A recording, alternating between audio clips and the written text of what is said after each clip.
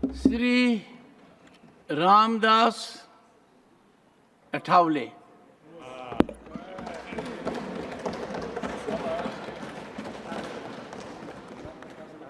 Very briefly. सभापति महोदय,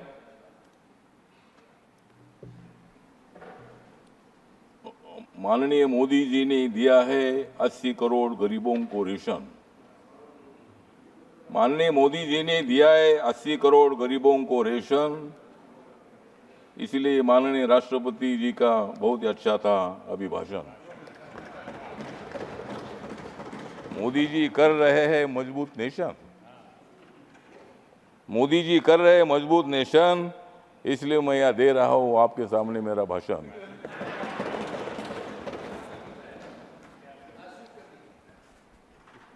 नरेंद्र मोदी जी प्रधानमंत्री बने हैं तीसरी बार, क्योंकि कांग्रेस और इंडिया आघाड़ी की हो गई है हार। मोदी जी प्रधानमंत्री बनेंगे बार बार बार, और कांग्रेस की हो जाएगी हार हार हार।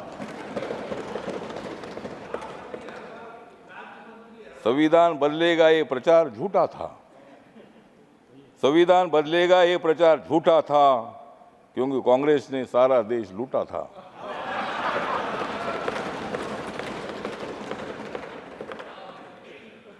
राहुल गांधी का प्रधानमंत्री बनने का सपना 4 जून को टूटा था। राहुल गांधी का प्रधानमंत्री बनने का 4 जून को सपना टूटा था।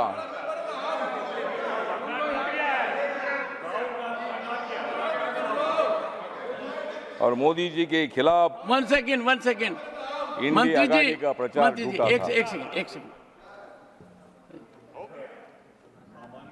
यही है कि जो व्यक्ति दूसरे सदन का सदस्य हो उसके बारे में कोई आक्षेप नहीं लगाया जा सकता, और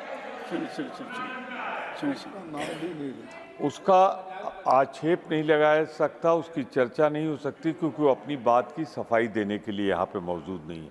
तो मेरा विनम्र निवेदन है कि नाम चूंकि राहुल गांधी जी का लिया है तो उसे कार्रवाई से निकालें। Honourable minister, please avoid, please take your seat. Yes, हाँ बोलिए सर। हाँ तो सर जी, मैंने इतना ही बोला था कि सपना थोड़ा आदमी का होता है, ऑनरेबल मिनिस्टर चाहिए, सपने में जीना ही अपना काम ही है। ऑनरेबल मिनिस्टर, और इसीलिए मतलब हम इतना ही बताना चाहते हैं कि संविधान के संबंध में बहुत बड़ा ब्लैकमेल करने का काम किया था, जनता में फूट पैदा करने का काम किया था। जिन लोगों को जेल में डाला था ये सब लोग एक साथ आए थे। हमारे संजय जी है, संजय जी, हमने आपको जेल में नहीं डाला था, नहीं हमने नहीं डाला था, ईडी ने डाला था। आपके बारे में आदर है। अन्ना हजारे जी हमारे महाराष्ट्र से आते हैं, अन्ना हजारे साहब के साथ मेरे संबंध बहुत अच्छे हैं। अरविंद केजरीवाल जी उनके आंदोलन से आगे आए हैं और भ्रष्टाचार के खिलाफ आपने आवाज उठाई है। आम आदमी पार्टी है, आप पार्टी है, आपने काम अच्छा किया था, लेकिन थोड़ी गड़बड़ हो गई, इसीलिए ऐसा हो गया। अब तो इसीलिए ठीक बात है। तो इसीलिए हमारा कहना इतना ही है कि संविधान के बारे में बाबा साहब अम्बेडकर जी ने संविधान लिखा है। जिस बाबा साहब अम्बेडकर जी ने संविधान लिखा, आज बाबा साहब का नाम लिया जाता है, संविधान का किताब दिखाया जाता है। लेकिन मैं इतना बताना चाहता हूं, एक कांग्रेस पार्टी ने बाबा साहब को 2 बार हराया था। 1952 में मुंबई में लौगलो मतदार संघ से बाबा साहब को हराया था।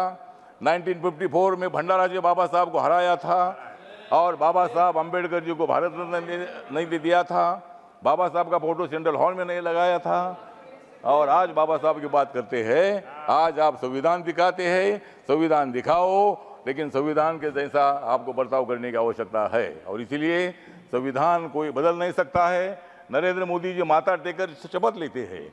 26 नवंबर 1949 को संविधान का ड्राफ्ट बाबा साहब ने दे दिया था, तो वो दिन मोदी जी संविधान दिन मनाते हैं, और आप बोलते हैं कि भाई संविधान बदलेंगे। मोदी जी ने बाबा साहब के काम इतने पूरे किए हैं। मुंबई में हिंदू मिल की जगह पर 3600 करोड़ की जमीन बाबा साहब के मेमोरियल दी है। और वहाँ 1200-1300 करोड़ का मेमोरियल बन रहा है। डॉक्टर अंबेडकर फाउंडेशन आपने बनाया था, कांग्रेस पार्टी ने बनाया था, लेकिन वो खाली ऑफिस ही था। मोदी जी आने के बाद वहाँ इतनी बड़ी बिल्डिंग बन गई है। जहाँ बाबा साहब ने संविधान लिखा वो 26 अलीपुर रोड पर इतना सुंदर मेमोरियल बन चुका है। इतने काम करने वाले मोदी जी संविधान कैसा बदल सकते हैं? वो कांग्रेस को बदल सकते हैं लेकिन संविधान नहीं बदल सकते हैं। तो संविधान बदलना इतनी मामूली काम नहीं है और उसमें अमेंडमेंट करना इसका मतलब संविधान बदलना नहीं है। बाबा साहब अंबेडकर जी ने संविधान सभा ने ही अमेंडमेंट करने का अधिकार पार्लियामेंट को दे दिया है। और जब भी मतलब नया कानून बनाना होता है, पुराने कानून में कोई मतलब अमेंडमेंट होती है, वो अधिकार पूरा अपने को होता है। और इसीलिए मुझे लगता है वो संविधान बदलना ऐसा हम नहीं बोलते हैं, लेकिन आप लोग इसी तरह का खाम प्रचार कर रहे हैं।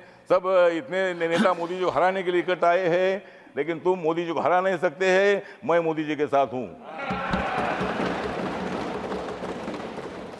मतलब ठीक बात है, आपको लोकतंत्र में अधिकार है, आपकी सीट ज़्यादा ये अच्छी बात है। और आप इतनी ज़्यादा सीट ना आए कि आप उधर ही रहे और हम इधर ही रहे, मतलब ऐसा भविष्य में होगा तो ठीक बात है। तो अगले बार भी आप ट्राई करिए। लेकिन आज जो राष्ट्रपति का अभिभाषण है, इसका मेरी जो रिपब्लिकन पार्टी ऑफ इंडिया है, बाबा साहब अम्बेडकर जी की स्थापित हुई पार्टी है, इस पार्टी की तरफ से मैं मतलब इस अभिभाषण का सपोर्ट करता हूं। और अपोजिशन को इतना ही बताना चाहता हूं कि मोदी जी स्ट्रांग नेता है, मोदी जी मजबूत नेता है, मोदी जी के साथ इतने हमारे लोग हैं और तुम कितनी भी कोशिश करो लेकिन मोदी जी हारेंगे नहीं, वो तुमको हराएंगे। Thank you.